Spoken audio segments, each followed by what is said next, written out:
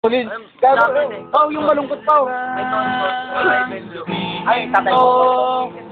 Oh, tonton. Tama na yan. Sulat ko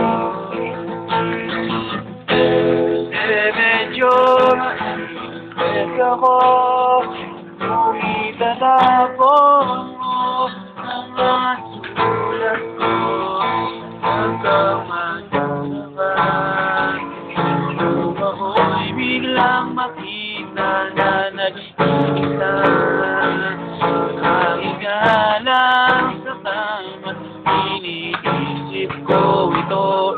Ba't nga ba biglang nabago? Pero ayun na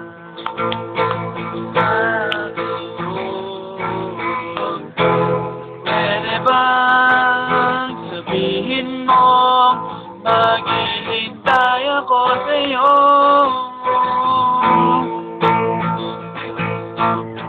Sugod mga kapatid, tayo ay magsama.